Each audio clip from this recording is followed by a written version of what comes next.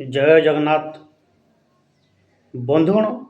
आज आसतु जानवाक चेष्टा करवा गोटे गल्प। से गल्पर लेखक होती श्री सुरेन्द्र महांती। गल्पर शीर्षक हूँ पताका उत्तोलन। ता पूर्व आपण मानकु सुरेन्द्र महांती लेखक विषय किछि मु परिचय दे जाउछि। से कटक जिला अंतर्गत पुरुषोत्तमपुर ग्राम 1920 मसीह जन्मग्रहण करते। से राजनीति क्षेत्र में प्रवेश करते एवं विभिन्न लेखा लिखिते। तो आसतु आज गल्प पताका उत्तोलन विषय जानिबा। मुख्यतः ये पताका उत्तोलन गल्पटी भारतर स्वाधीनतार पूर्ववर्ती समय टाइम एवं ता पर टाइम मध्यवर्ती कालीन समय भितर कहानी अच्छी। तो आसन Rai Bahadur Shri Sanatan Mahapatra IP retire CBE OBE KC IE को आखिरे छाई निद लगी आसी। राति सेते बेलू 12टार पाखापाखि हठात शंख घंटा हुलहुली और तपर मिलित ध्वनि तांकर छाई निद भांगीगला। आखि मଳି मଳି से बिछଣା पर उठी बसिले। रातिर शांत नीरव मुहूर्त जय स्वाधीन भारत की जय रो जयध्वनि भितर क्षुब्ध और चंचल हो उठिला। राय बहादुर बिछଣା छाड़ी उठिले। बाहर कोलाहल क्रमे बढ़ुची। राय बहादुर गोटी गोटी करी घर झरका कबाट बंद करदेले। झरका कबाट बंद करी से कोलाहल रुद्ध करी हुए ना।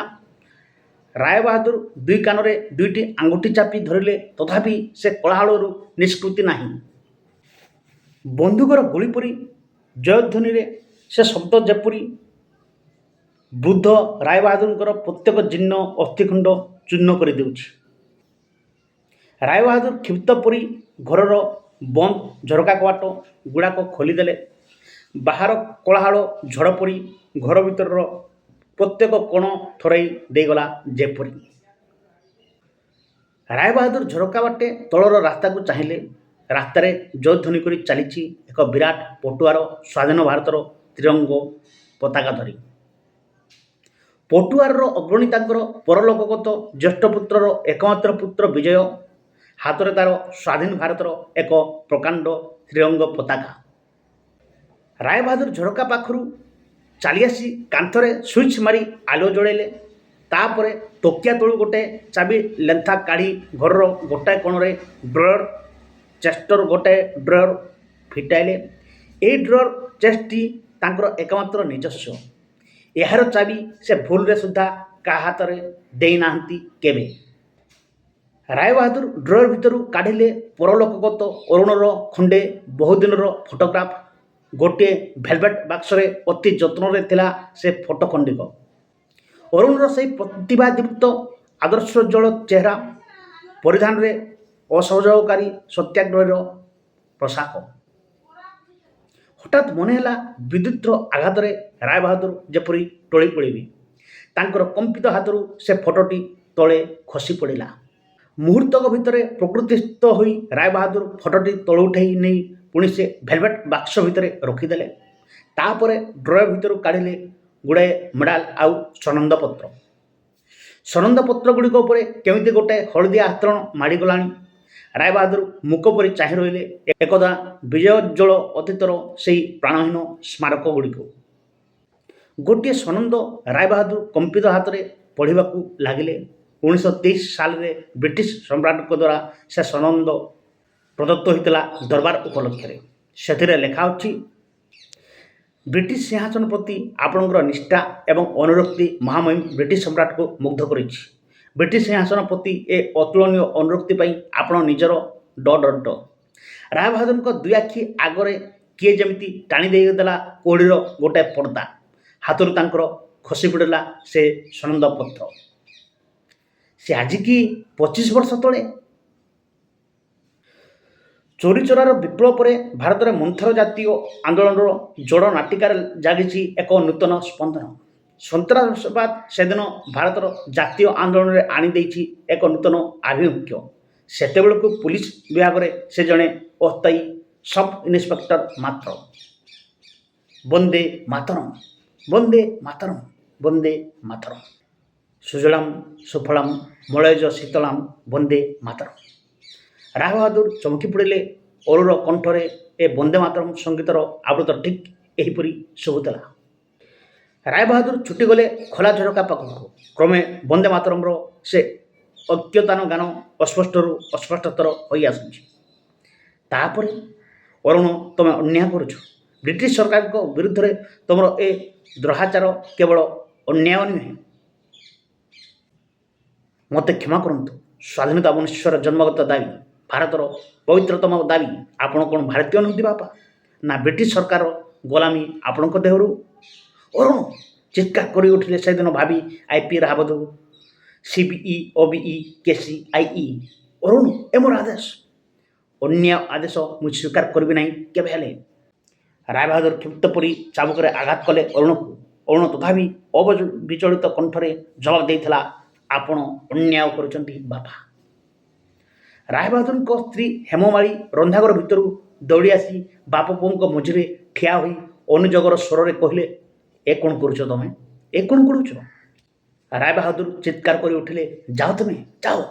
ବାହାରର କଥା ନେଇ ମୁଣ୍ଡ ଖେଳାଇବାର ତୁମର କିଛି ଦରକାର ନାହିଁ। ଯାହାର ଦାନା ଖାଇ ମୁଁ ମଣିଷ, ତାର ନିମକ ହାରାମି ଅସମ୍ଭବ। ଅରୁଣ ପଚାରିଲା, କାହାର ଦାନା, କାହାର ପାଣି, କାହାର ପାଣି ପବନର ମଣିଷ ଆପଣ? ଭାରତର ଏ ଗୋଲାମ ଭାରତର ସ୍ୱାଧୀନତା ଯାହାର ଦାବି? ରାୟବାହାଦୁର ଆଦେଶ ଦେଲେ, ଏହି ମୁହୂର୍ତ୍ତରେ ଏ ଘରୁ ତୁମେ ବାହାରିଯାଅ ଅରୁଣ। ତୁମେ ମୋର ତ୍ୟଜ୍ୟପୁତ୍ର। ଅରୁଣ ସେହିଦିନ ଯାଇଛି, ଆଉ ଭୁଲରେ କେବେ ଫେରିନି ସୁଦ୍ଧା। ବାହାରେ କୋଳାହଳ ମୁହୂର୍ତ୍ତକ ପାଇଁ ବନ୍ଦ ହୋଇଯାଇଛି। ରାତିର ଲକ୍ଷ୍ୟ ଝିଙ୍କାରୀ କଣ୍ଠରେ ସେଇ ଏକଟଣା ଝିଁ ଝିଁ ସୁରରେ ରାତିର ନୀରବ ମୁହୂର୍ତ୍ତ ଗୁଡ଼ିକ ଅନୁରଣିତ ହୋଇ ଉଠିଛି। ରାୟବାହାଦୁର ଉତ୍କଣ୍ଠ ହୋଇ ଶୁଣୁଥିଲେ। ଅନେକ ରାତିରେ ଏମିତି ଶୁଣନ୍ତି।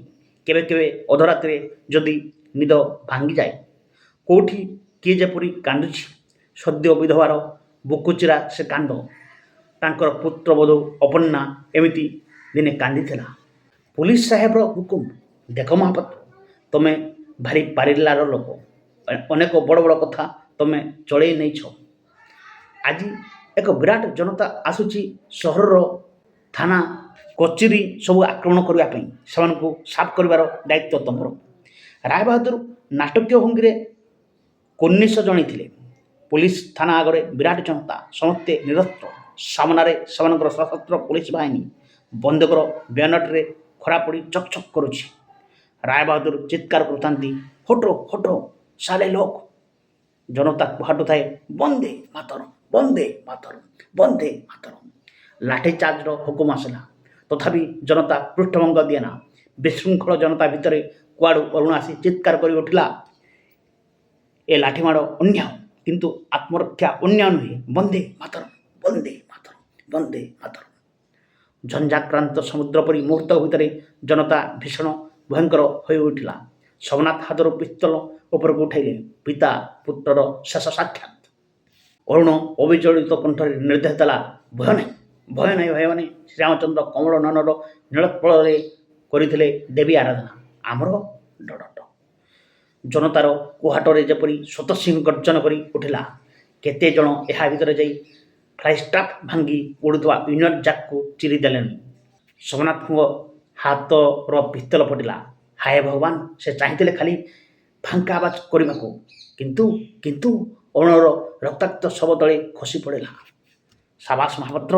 ବ୍ରିଟିଶ ସମ୍ରାଟ ଏ ଅତୁଳନୀୟ କର୍ତ୍ତବ୍ୟ ନିଷ୍ଠାର ମହତ୍ତ୍ୱକୁ ଯଥାଯୋଗ୍ୟ ପୁରସ୍କୃତ କରିବେ। ସେଦିନ ରାତିରେ ଅପର୍ଣ୍ଣାର ହାତରୁ କାଚ ଭାଙ୍ଗିଲା ବେଳେ ନାରାୟଣ ନାରାୟଣ। ତା ପରଦିନ ସୋମନାଥ ହେଲେ ଇନ୍ସପେକ୍ଟର। ତାପରେ ସୋମନାଥଙ୍କ ଘରକୁ ଅର୍ଥ ଆସିଛି, ପ୍ରତିପତ୍ତି ଆସିଛି, ପଦମର୍ଯ୍ୟାଦା ଆସିଛି, କିନ୍ତୁ ମା ଲକ୍ଷ୍ମୀ ନେଇଛନ୍ତି ଚିର ବିଦାୟ। ଜୀବନରେ ଗତ ଏ 25 ବର୍ଷ ଭିତରେ ସେ ନିଜକୁ ନିଜେ କ୍ଷମା ଦେଇ ଆସିଛନ୍ତି। ଏ ପୁତ୍ର ହତ୍ୟା କର୍ତ୍ତବ୍ୟର ସାଧନ ନିର୍ମମ ହୋଇପାରେ, ମାତ୍ର ଅନ୍ୟାୟ ନୁହେଁ। ରାୟବାହାଦୁର ହଠାତ୍ ଚମକି ଉଠିଲେ ଘର ଭିତରେ ଶଙ୍ଖଧ୍ୱନି ଶୁଣି। ହେମମାଳୀ ଦୋତଲା ବାରଣ୍ଡାରେ କେତେବେଳେ ଗୋଟିଏ ତ୍ରିରଙ୍ଗ ପତାକା ଉଡ଼େଇ ପାଦ ତଳେ ତାର ଦୀପ ଜାଳି ଶଙ୍ଖଧ୍ୱନି କରୁଛନ୍ତି। ରାୟବାହାଦୁର ପାଗଳ ପରି ଯାଇ ହେମମାଳିଙ୍କ ହାତରୁ ଶଙ୍ଖଟା ଛଡ଼େଇ ନେଇ କହିଲେ, ଏ କ'ଣ କରୁଛ ତମେ? ହେମମାଳି ଚିତ୍କାର କରି ଉଠିଲେ, ମୋତେ ଛୋନା ତମେ। ମୋ ଘରୁ ଆଜି ଫେରି ଆସିଛି ମୋର କୋଳକୁ। ହେମମାଳି ଭ ଭ ହୋଇ କାନ୍ଦି ଉଠିଲେ। ଏମିତି କାନ୍ଦ ସେ କାନ୍ଦି ନାହାନ୍ତି ଗତ 25 ବର୍ଷ ଭିତରେ କେବେ। ରାୟବାହାଦୁରଙ୍କ ଦୁଇ ଆଖିରେ ମଧ୍ୟ ପାଣି ଜମି ଆସୁଥିଲା।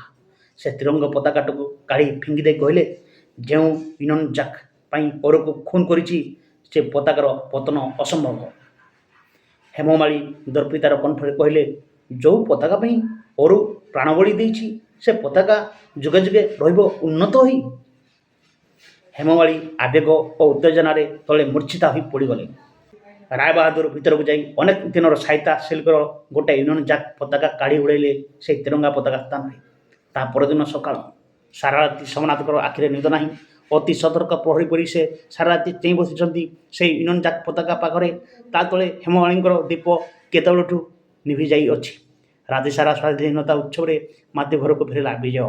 ଘରେ ପାଦ ଦେଇ ଏ ବିଚିତ୍ର ଦୃଶ୍ୟରେ ସେ ସ୍ତମ୍ଭିତ ହୋଇଗଲା। ମୁହୂର୍ତ୍ତକର ଜଡ଼ତା କଟିଯିବା ପରେ ବିଜୟ ପଚାରିଲା, ଏ କ'ଣ ହେଉଛି ଜେଜେ ଆଜି ୟୁନିୟନ ଜାକ୍? ରାୟବାହାଦୁର କହିଲେ, ଦୁନିଆ ନିମଖରାମ ହୋଇପାରେ ବିଜୁ, କିନ୍ତୁ ମୁଁ ନୁହେଁ। ବିଜୁ ଦୃଢ଼ କଣ୍ଠରେ ପ୍ରତିବାଦ କଲା, ଏ ପତାକାଟି ଉଡ଼ିପାରିବ ନାହିଁ ଜେଜେ। ରାୟବାହାଦୁର କହିଲେ, ଅଲବତ ଉଡ଼ିବ, ମୁଁ ବଞ୍ଚିଥିବା ଯାଏ ଉଡ଼ିବ। ଏ ଘର ମୋର। ବିଜୟ ପତାକାକୁ ଝାମ୍ପି ଉଠେଇ ନେଇ କହିଲା, ଏ ଦେଶ ଆମର, ବ୍ରିଟିଶର ଗୋଲାମ ପାଇଁ ସ୍ଥାନ ନେଇ ଏଠି। ସୋମନାଥ ବିଜୟ ହାତରୁ ସେ ୟୁନିୟନ ଜାକ୍କୁ ଛଡ଼େଇବାକୁ ଲାଗିଲେ। ଅତି ଅସ୍ୱାଭାବିକ ଭାବରେ ସେ କିପରି ହୋଇ ଉଠିଛନ୍ତି ହିଂସ୍ର ଓ ଉତ୍କ୍ଷିପ୍ତ ହୋଇ। ବିଜୟ ଦୁଇ ହାତରେ ଠେଲିଦେଲା ତାଙ୍କୁ। ସୋମନାଥ ସିଡ଼ିରେ ଗଡ଼ି ଗଡ଼ି ପଡ଼ିଲେ ଯାଇ ତଳ ମହଲାର ଚଟାଣରେ। ମୁଣ୍ଡ ଓ ନାକ ପାଟି ତଳେ ଯେମିତି ରକ୍ତର ସୁଅ ଛୁଟିଲା। ବିଜୟ ତାଙ୍କ ଉପରେ ଝୁଙ୍କି ପଡ଼ି ଅପରାଧୀର କଣ୍ଠରେ ଡାକିଲା, ଜେଜେ। ସୋମନାଥ କ୍ଷୀଣ କଣ୍ଠରେ କହିଲେ, ତୋତେ ଆଶୀର୍ବାଦ କରୁଛି ବିଜୁ, ମୁଁ ଅନ୍ତତଃ ଶାନ୍ତିରେ ମରିପାରିବି ଏଥର। ଏହି ପତାକା ପାଇଁ କେତେ ରାଜ୍ୟ ଉଚ୍ଛନ୍ନ ହୋଇଛି, କେତେ ଯୁଦ୍ଧ ଓ ରକ୍ତପାତ ବା ନ ଘଟିଛି। ଏହି ପତାକା ପାଇଁ ନିଜ ହାତରେ ମୁଁ ଗୁଳି କରିଛି ମାରିଛି ଅରୁଣକୁ। ଏହି ପତାକା ପାଇଁ ତୁ ତୋର ବୁଢ଼ା ଜେଜେକୁ ମଧ୍ୟ ଆଘାତ କରିଛୁ। ଅଥଚ ଭାବୁଛି ଏ ପତାକା କ'ଣ ଖଣ୍ଡେ ରଙ୍ଗୀନ କନା? ରଙ୍ଗ ଛାଡ଼ିଯିବ ତାର, ତଥାପି ତୋର ପତାକାର ଜୟ ହେଉ। ହେମ। ପାଟି ପଡ଼ିଗଲା। ଆଖି ଦୁଇଟା ଚେତା ହୋଇ ଆସୁଛି। ଦୁଇ ଜଣ ଚାକର ମୁର୍ମୂଷ ରାୟବାହାଦୁରଙ୍କୁ ଟେକି ନେଇ ଗଲେ ଉପରକୁ। ବିଜୟ ପ୍ରାଣହୀନ ପାଷାଣ ପରି ଚାହିଁ ରହିଥାଏ ପ୍ରଭାତର ସୂର୍ଯ୍ୟଦୀପ୍ତ ଆକାଶ ଆଡ଼େ। ଭାଦ୍ର ଆକାଶର ମେଘହୀନ ସୁନୀଳ ପଟ୍ଟଭୂମିରେ ସ୍ୱାଧୀନ ଭାରତର ତ୍ରିରଙ୍ଗା ପତାକା ଉଡ଼ୁଛି ଫରଫର ହୋଇ। ଅଗଷ୍ଟ 1947। ତ ବନ୍ଧୁଗଣ, ଏ ତ ଥିଲା ପତାକା ଉତ୍ତୋଳନର କାହାଣୀ। ସୁରେନ୍ଦ୍ର ମହାନ୍ତି ଲେଖିଛନ୍ତି। ଏଇଟା ମୁଖ୍ୟତଃ ଜଣେ ରିଟାୟାର୍ଡ଼ ଅଫିସର ପୋଲିସ ଅଫିସରରେ ଥିଲେ। ସେ ନିଜ ପୁଅକୁ ମାରିବା ପାଇଁ ମଧ୍ୟ ପଛେଇ ନାହାନ୍ତି ବ୍ରିଟିଶ ପାଇଁ। ସେ ପୁରସ୍କୃତ ହୋଇଥିଲେ। ତ କିନ୍ତୁ ତା ପୁଅ ମରିଗଲା ପରେ ତା ନାତିମାନେ ଯାହା ଥିଲେ ସେ ଏମିତି ସମୟକ୍ରମେ ମଧ୍ୟ ତାଙ୍କୁ ଘୃଣା କରିଛନ୍ତି। ରିଟାୟାର୍ଡ଼ ଅଫିସରଙ୍କ ସ୍ତ୍ରୀ ମଧ୍ୟ ଘୃଣା କରିଛନ୍ତି, କାରଣ ସେ ୟୁନିୟନ ଜାକ୍ ବା ବ୍ରିଟିଶ ସମୟର ପତାକାକୁ ଉଡ଼ାଇବା ପାଇଁ ଚାହୁଁଥିଲେ କିଏ? ତାଙ୍କ ସ୍ୱାମୀ। କିନ୍ତୁ ତାଙ୍କ ସ୍ତ୍ରୀ ମନା କରିଥିଲେ, କାରଣ ତାହା ପାଇଁ ତା ପୁଅ ମରିଥିଲା ଏବଂ ତା ନାତି ବର୍ତ୍ତମାନ ମଧ୍ୟ ତାକୁ ଘୃଣା କରୁଛି। ଏଥିପାଇଁ ତା ନାତି କ'ଣ କଲେ, ବୁଢ଼ା ବ୍ୟକ୍ତିକୁ ଠେଲି ଦେଇଛନ୍ତି, ଯାହାଫଳରେ ଶେଷରେ ମରିଯାଇଛନ୍ତି ବୋଧହୁଏ। କାହାଣୀ ଯାହା ଅଛି। ତ ଏ ତ ଥିଲା କାହାଣୀ। ଭଲ କାହାଣୀଟିଏ। ସ୍ୱାଧୀନତା ପୂର୍ବବର୍ତ୍ତୀ ସମୟରେ କିପରି ଭାବରେ ଆମର ଭାରତର ଲୋକମାନେ ମଧ୍ୟ ବ୍ରିଟିଶକୁ ସପୋର୍ଟ କରୁଥିଲେ ସେ ବିଷୟରେ ମୁଖ୍ୟତଃ ଅଛି। ଆଶା କରୁଛି ଏ ଭିଡ଼ିଓକୁ ଆପଣ ନିଶ୍ଚୟ ଭଲ ପାଇବେ ଏବଂ ଲାଇକ୍ କରିବେ, ସେୟାର କରିବେ, ଆମ ଚ୍ୟାନେଲକୁ ସବସ୍କ୍ରାଇବ୍ କରିବେ, ବେଲ୍ ନୋଟିଫିକେସନ୍କୁ ଅନ୍ କରିଦେବେ। ଆଜିର ଏଇ ଅଗଷ୍ଟ 15ରେ ଆପଣଙ୍କୁ ଏଇଟା ମୁଁ ଭେଟିଦେଲି। ଜୟ ଜଗନ୍ନାଥ, ଜୟ ମା ସମଲେଇ, ଜୟ ମା ଦୁର୍ଗା। ଧନ୍ୟବାଦ।